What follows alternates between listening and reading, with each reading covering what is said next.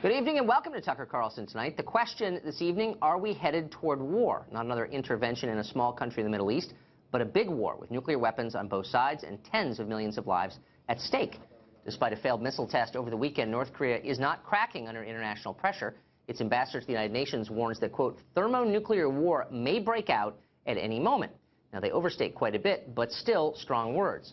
Both President Trump and Vice President Pence spoke today about all of this, saying the administration plans to adopt a new posture toward that country, one that is more assertive than taken by any previous administration. Here's part of what they said. We'll see what happens. I hope things work out well. I hope there's going to be peace. But, you know, they've been talking with this gentleman for a long time. You read Clinton's book. He said, oh, we made such a great peace deal, and it was a joke. You look at different things over the years with President Obama. Everybody has been outplayed. They've all been outplayed by this gentleman, and we'll see what happens. But I just don't telegraph my moves. It was more than some quarter century ago that we first learned of the presence of nuclear weapons on the Korean Peninsula in the possession of North Korea. There was an agreed framework. There was a period of strategic patience. But the era of strategic patience is over. So what does this all mean, and more to the point, where exactly is it going? Harry Kazianis is Director of Defense Studies at the Center for the National Interest, and he joins us tonight in the studio. Harry, this looks like something very ominous to me. How seriously should we take it? This is extremely ominous, Tucker, and I want to set the scene a little bit here because I think we need to know what we're talking about. Just a few days ago, we had a missile test out of North Korea. Yes. Obviously very troubling, very concerning. But imagine what could happen if one of those missiles actually landed in Seoul. Let's say, for example, a missile did its test and it crash landed in the wrong place. Accidentally. Accidentally, right. I can tell you, if that landed in a populated area and killed people either in Japan or in South Korea, either one of those countries would respond. In response, the North Koreans are going to do something. And we have to keep in mind that the amount of armaments the North Koreans have. Right. They have 1.1 million men under arms, 7.7 million in reserve. They have not just nuclear weapons, but chemical weapons, biological weapons, over 1,000 missiles. So this is a very dangerous situation. This is a mini, slow-walking Cuban Missile Crisis. We have to keep that in mind.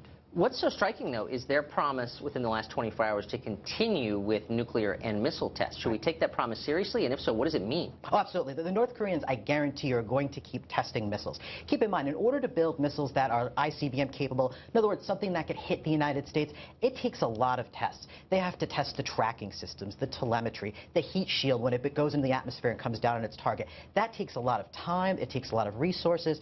Also, we have to keep in mind, to build nuclear weapons, you have to keep testing them. Yes. Think about the United States and Russia and how many times we tested nuclear weapons over the years. Sure. It was literally hundreds of times. Now, I don't think the North Koreans are going to need to do that, but they are going to keep testing, and tensions are going to keep rising. So my understanding of American policy at this stage is we're not going to put up with that, or we're saying we're not. So what does that mean exactly? They continue to do this? How do we respond? Well, I think there's two things that we can do. I think the president has sort of laid out a message saying that, you know, the era of strategic patience is over. And I think it's important to sort of set a line to say, look, we are not going to take it if you launch an attack on South Korea and Japan. But I think there's only two things we can do here. The first thing that we need to do is we need to contain the North Korean nuclear and missile programs from growing anymore. Now, how you do that, you have to apply secondary sanctions, or very tough sanctions, so nobody in China or Iran or any other country can basically assist them. Because if they assist them, they need to be made an international pariah and they need to be outed.